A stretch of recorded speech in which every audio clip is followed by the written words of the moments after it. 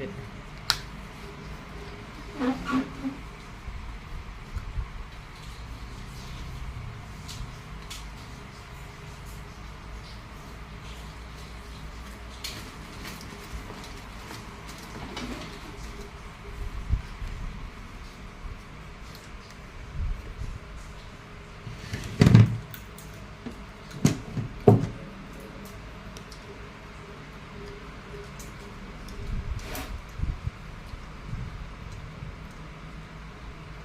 เนี่ยมันไม่ค่อยชัด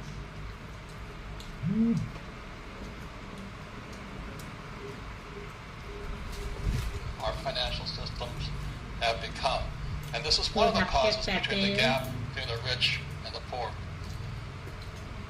Another thing is that fewer and fewer families are receiving middle class incomes.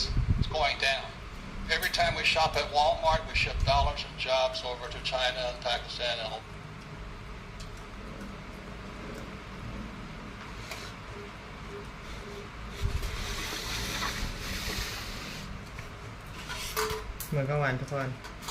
This subject, wealth and income inequality, are the biggest moral crisis.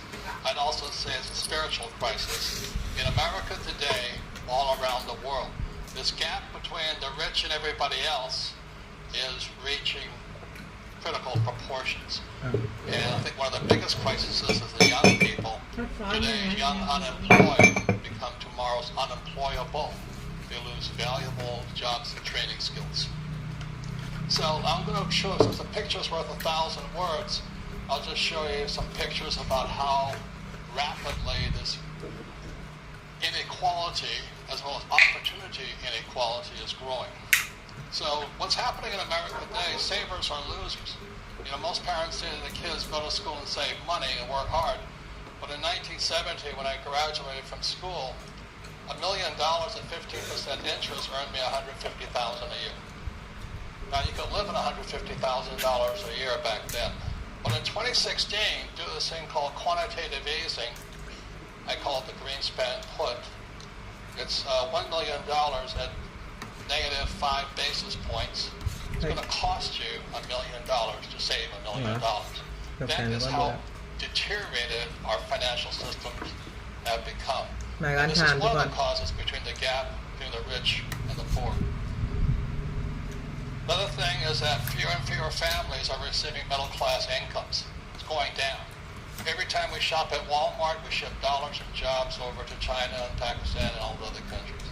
That's capitalism. Another thing that's happening when people's incomes go down, they become dependent. Now, the U.S. government tells us that poverty has been beaten in America. Well, maybe poverty has been beaten, but what has increased is the entitlement mentality. The identity that the government and other people should take care of. As I said, it's a moral crisis as well as a spiritual crisis. I learned in Sunday school, give and you shall receive. And too many people today think they should receive. This is another crisis here, Social Security. Being Japanese, the Japanese call it, Social Security.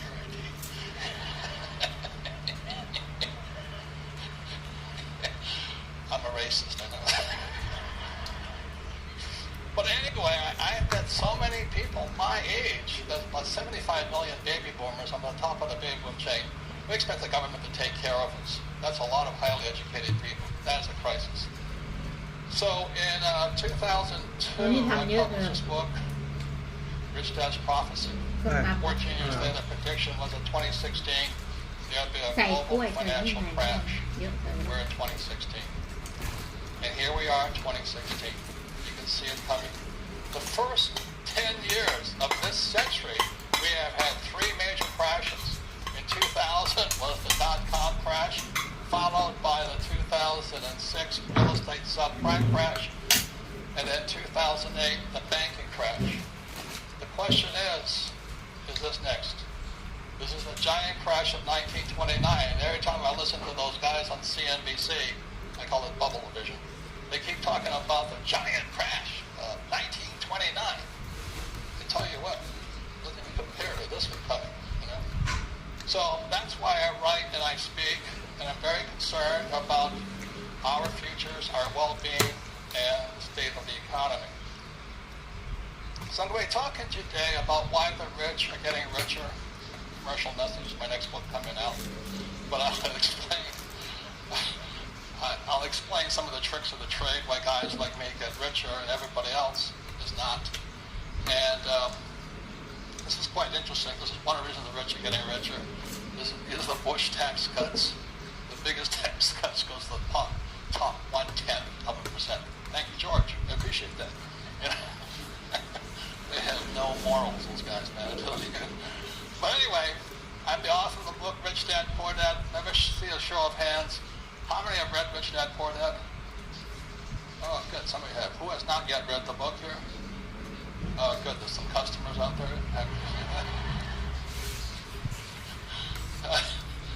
You know, as I say to the press, I'm a best-selling author, not a best-writing author. But anyway, so suppose I read the book Rich Dad Poor Dad. It's a true story of my two dads. And the story begins when I was 9 years old, growing up in a little sugar plantation town called Hilo, Hawaii. And I raised my hand in the 4th grade, and I went to a very rich, basically all-white school. And I said, Mrs. Gerald, when will I learn about money? And she says, money? Don't you know the love of money is all evil? Not to me. But and she says, you're here to get a job. I said, no, I don't want a job. I just want to get rich. So she says, go ask your dad. So that's where Rich Dad Poor Dad started. And my poor dad was the head of education for Hawaii, very smart man, PhD, went to Stanford, University of Chicago, Northwestern. I went home and I asked Dad, I said, hey Dad, when are we going to learn about money? And he says, never. I said, why not? The government doesn't allow us to teach you that. That's kind of interesting. So he said, if you want to get rich, go talk to your best friend's father. And he's an entrepreneur, and someday you'll be a very rich man. So that's how the story of Rich Dad Poor Dad starts. When I was 9 years old, I went to my rich dad's office, being an entrepreneur, and he started teaching his son and me about why the rich get richer. And that's my financial education began. So I wrote this book. It came out in 1997. So far, it's sold about 41 million copies in 50 languages around the world. So I'll give a little bit of my background. I don't do it for the applause. It's in cash. But anyway, anyway, this is Hilo, Hawaii to New York City. I didn't do well in school. I was a straight C- student, but I did. And having the old man as the head of education wasn't easy, you know. So anyway, I got 2 congressional nominations, one to U.S. Naval Academy, Annapolis, Maryland, one to U.S. Merchant Marine Academy at Kings Point, New York. So I took New York because we're the highest paid graduates in the world. And this is me at Kings Point here. And our starting salaries for most of us was about $100,000 a year back in 1965. So that was pretty good back then. Not much today, but it's pretty good back then. And then when I graduated, I got a job as a 3rd officer on Standard Oil tankers sailing the world. And it was a great job, except for one thing. The Vietnam War was still on, and my moral conscience kind of got to me. I said, maybe I should go fight a war. So I joined the Marine Corps, and I took a cut in pay from about $6,000 a month down to $200 a month as a Marine lieutenant. And it was a great decision. I went to flight school in Florida, Pensacola, and it was right up the street here at Camp Pendleton, and straight to Vietnam. It was really a great experience. Loved the Marine Corps, loved the guys I worked with. And it's a band of brothers, very spiritual organization. And when I came back, that's when my business career started. Cái này hả? The surfer wallet business. Áo gàn bên này à? And everybody thinks, yeah, when you start getting successful, life's easy. Well, no, success is expensive. You know, I started selling these silly wallets, and also they took off. And I spent more time raising capital to buy more inventory so I could sell more. But it was a great learning experience. I learned to make a lot of money selling wallets. But anyway, my life changed when I met this man here, Dr. R. Buckminster Fuller. This here is what Fuller is noted for. He's considered a futurist and a friendly genius. This is a geodesic dome at the Montreal World's Fair in 1967. So in 1967, I hitchhiked from New York City all the way to Montreal to go see the dome, and it was a mind-blowing experience. I never thought I'd ever meet the great genius. You know, John Denver calls him the planet's friendly genius.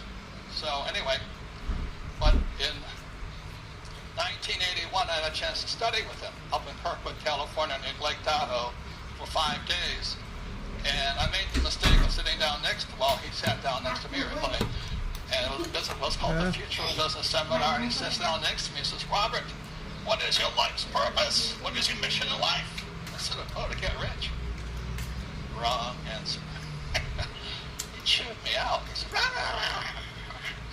it's a waste of a good mind. You know, it's just, why don't you do something to change the world? Let's change the world. I just want to get rich, you know. And finally, I got it. As he says, you know, I'm not here to work for me. I'm here to work for everybody else. And it was a pretty cathartic event once I realized how greedy I was. Then I studied with him for 3 years. And every time he kept asking the same question that he asked himself. What can I do? I'm just a little guy. What can I do? I'm just a little guy. He was trying to. So I ask all of you, what can you do? Just little people in many ways. So I studied with him for 3 times, 81, 82, and 83. And then he passed away on July 1st, 1983. And he left this book behind. It's called The Grunch of Giants. It stands for Gross Universal Cashites, Grunch. It's how the ultra-rich rip us off. Now, Fuller is a friend like Julius. He never wrote finance books or economic books. He's math, science, art, design. He's an architect. I read Grunch of Giants and understood it because it's exactly what my rich dad was telling me. The rich are ripping us off. So at that point, I said, oh, what can I do? I'm just a little guy. And I decided at that time I would take on Grunch. And for those of you who wonder who Grunch is, you may just notice that those crashes we just had, you know, we got bailed out. The rich got bailed out. Let me tell you, ladies and gentlemen, Bernanke and the president, Paulson, stand up there and they say, this was a mistake. We had to save the economy. That's a lie. I hesitate to tell you that. It's a lie. They bailed out the rich. It's part of the business plan. It goes on all the time. So, ladies and gentlemen, I said in 1983, I got to do something about this. And what can a little guy do is take on the biggest banks, the Federal Reserve Bank, which is not a bank, not federal, no reserves, not American. Get the hint. And I could take on Wall Street, I could take on government, but I could also take on the school system. See, ladies and gentlemen, those crashes, these bailouts are not accidents. And neither is it an accident there's no financial education in school. What my research found since 1983 is premeditated.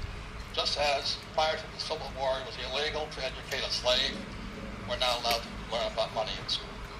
And when I found that out, I said, okay, it's time for me to get on with my life and start teaching. So I became much like my rich dad and my poor dad. I started teaching. And it was not too far from here. My wife and I were homeless in San Diego, you know, doing our best to teach because we can't go inside the school system and nobody wants to listen. So anyway, that's how it started. And so I'm going to tell you what financial education really is. I'll start by telling you what it's not. Financial education isn't saving money and investing for the long term in the stock market and getting out of debt. Exactly the opposite of that. So my financial education began with the game of Monopoly. You know, we all know the formula, 4 greenhouses, 1 red hotel. So when I was 9 years old until I was about 20, Rich Dad and I decided to play Monopoly. And that's how I learned to become a rich man. So the reason it works is this is the cone of learning. It was created by a man named Professor Edgar Dale. And in 1969, he came up with the cone of learning, and he said, this is how human beings are designed to learn. Notice the worst way to learn is by reading. And the second worst way is lecture, listening to boring teachers. That's why I was never in school. And then what you guys are doing here is you're looking at pictures, watching movies. That's why TED Talks works. But also, the second best way is called simulation. Simulation is where you get to make your mistakes. You get to make your mistakes after mistakes. You just make mistakes. See, human beings learn by making mistakes. Except in school, you make mistakes, you're considered stupid. In business, you make a mistake, you're fired. You make a mistake in business, you're a failure. So a person's got to find a place to make mistakes. In scientists like Edison, it was a laboratory. So the reason I learned a lot was I made mistakes playing Monopoly. That's how I learned so much. And today I play Monopoly in real life. My wife and I have over 10,000 units, several hotels, golf courses, and oil wells. But that's the game. You know, once you learn it in your brain by playing games, Simulation's the way you learn. So you practice. You make mistake after mistake after mistake. Like a golfer makes a mistake after mistake after mistake, then they turn pro. But the reason a lot of people are not rich, they think mistakes make you stupid. It's criminal. A baby cannot learn to walk unless they fall down. You can't learn to ride a bicycle until you fall off the bicycle. So that's where our school system is letting us down. So I love the military because they taught us to make mistake after mistake after mistake. Every day we flew, we practiced emergency procedures, and every day I killed my engine to fly my aircraft without an engine. And this here is me doing the real thing. I went down 3 times in Vietnam. And if not for practicing crashing, wouldn't be here today. All 5 of my crew came home alive. So what I did was, after Bucky kind of chewed me out, he said, what can I do? I'm just a little guy. My wife and I created this board game called Cash Flow, but this is the key to the cash flow game here. This is called a financial statement. You add a financial statement to Monopoly, you have cash flow. This is financial literacy, how you understand numbers. So the beauty of the cash flow game is today we have thousands and thousands of cash flow clubs all over the world, people teaching people without having to go to school and getting into student loan debt. Now, you have to go to school to be a doctor, a lawyer, an engineer, but you don't have to go to school to be rich. So all over the world today, I did what Dr. Fuller asked, I started empowering people to learn. So all over the world today, every day in different languages, people are teaching people the same lessons my rich dad taught me. And this here's a financial statement, income, expense, assets, liability. The beauty of this here is this. This is your report card when you leave school. My banker was never asked my grade point average of what school I went to. My banker wants to see my financial statement. And the reason most people can't go loans is they don't have a financial statement. They don't even know what it is when they leave school, even college graduates. The reason I can borrow hundreds of millions of dollars, I have a strong financial statement. It's financial literacy. And this here is very simply it's income, expense, asset, liabilities. Poor dad always said go to school and get a high-paying job. The problem with education, they teach you to be employees. Rich dad taught me to be an entrepreneur, acquiring assets. 4 greenhouses, 1 red hotel. Assets are very simple. You plant an apple seed, and an apple seed grows into a tree. You harvest the apples. You sell the apples. You reinvest your profits, and you keep building an orchard. That's how you get rich. Or a friend of mine, when he was in high school, his grandma gave us some chickens. Those chickens laid eggs. He sold the eggs and reinvested it. And when he was 45, I think he sold his business. He was selling 10 million eggs a day to Costco and Walmart. You don't have to be a rocket scientist to build assets. Just buy a couple of chickens, okay? It's kind of funny, really. So the power of words, financial literacy begins with words because words affect your brain. As my poor dad always said, I can't afford it. In Sunday school I learned the word becomes flesh.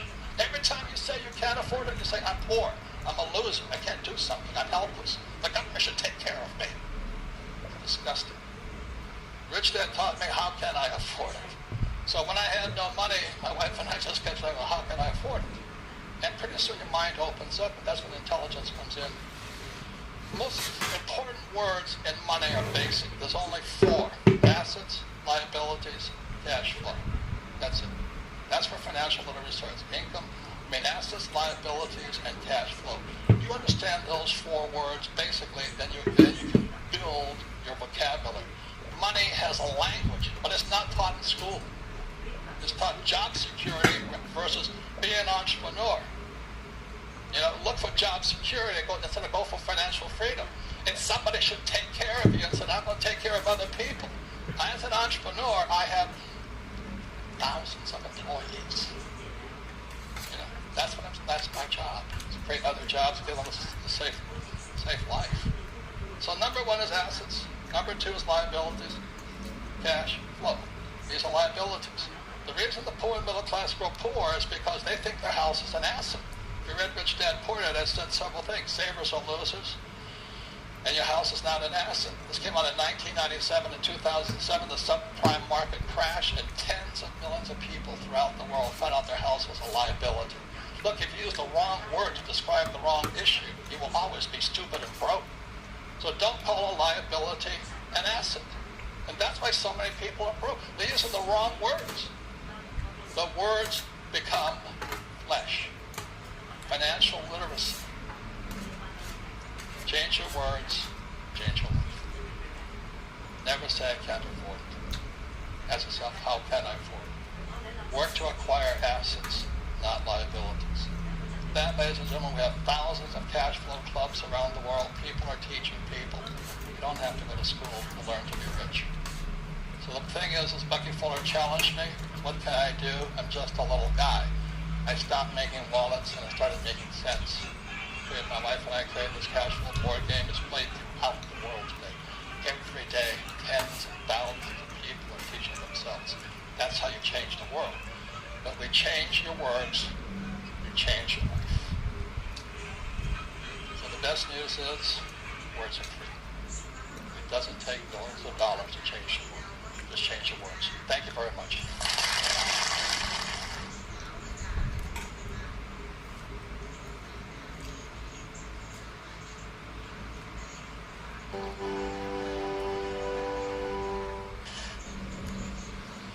Today I want to talk with you about a subject that many people have been talking about for a very long time. And that subject is called success. You see, success means different things to different people. And what success might mean to me is different than what it may mean to you. And what it may mean to you is different than what it means to a kindergartner who's just trying to get a star on his homework assignment. Or perhaps to a housewife who's been trying to get her 5 kids in bed by 9 o'clock p.m. Or maybe even a corporate executive who's been working for his or her corporation for 20 plus years and only wants to become the CEO of their organization. As you can tell, we have so many different definitions of this word success. But the greatest definition I can give you today is this. Success is all about self-expression. It's about being who you want to be, doing what you want to do, going where you want to go. Because when it comes to your life, you are the boss. And you have a choice. In fact, you are who you are today because of all the choices that you've made in your whole entire life. But you know, as we're growing up, we have a lot of people who try to tell us how to make these choices. Our parents, our teachers, our bosses, our friends, even our neighbors. They try to tell us how to live our lives, what we should do, where we should go, how we should walk, how we should talk. But my question for you is this. If you're trying to be what other people want you to be, then who will be you? So the key to success is to stop conforming to other people's expectations and start performing to your own level of expectations. It's to believe in yourself. It's to know that what you want will eventually come to fruition as long as you believe it. You see, you have to have faith, and faith is knowing that what you want will eventually come to fruition as long as you believe it. And if you feed your faith, you'll find oftentimes that your fears won't starve to death. Because if you believe in yourself, everyone else in the world will believe in you. Fortunately, for a long time, I didn't quite believe in myself. Actually, I used to be the kind of person that mothers would often warn their daughters about. And fathers would tell their sons, if you keep doing what Daniel Alley's doing, you're going to end up where Daniel Alley's going. Now, they had some credence to what they were saying, because as you can imagine, your reputation really is your best advertisement. I really didn't have a good reputation, because I was living so far below Daniel Alley's going. Now, they had some credence to what they were saying, because as you can imagine, your reputation really is your best advertisement. I really didn't have a good reputation, because I was living so far below my potential that I was actually living in my mother's basement. By the age of 21, I had worked over 40 different jobs. I got fired from more jobs than more people had.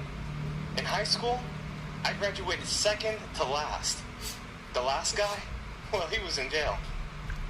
I was on drugs for 8 years, and I was confused. I was broke, busted, and disgusted.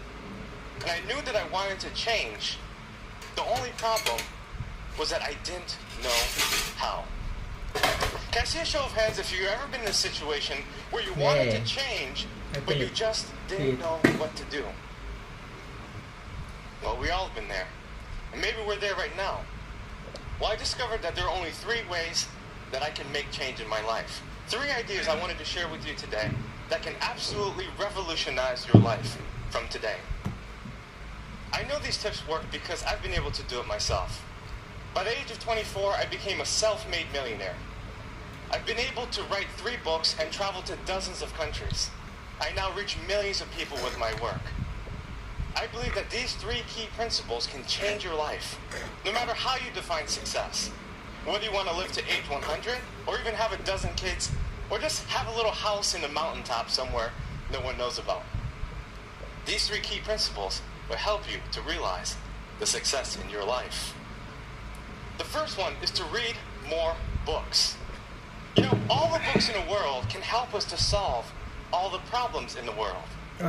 But the truth is that we don't have to read all the books in the world. โอ้กินเสร็จแล้วทุกคน I'm finished my lunch time and my breakfast and then I will eat only water into the morning. I will diet for 20 hours or 19 hours ตอนนี้เชียร์กินเสร็จแล้วครับมื้อเช้ากับมื้อกลางวันเชียร์กินได้แต่น้ำเปล่าแล้วตอนนี้จนถึงพรุ่งนี้เช้านะครับอันนี้คือการไดเอท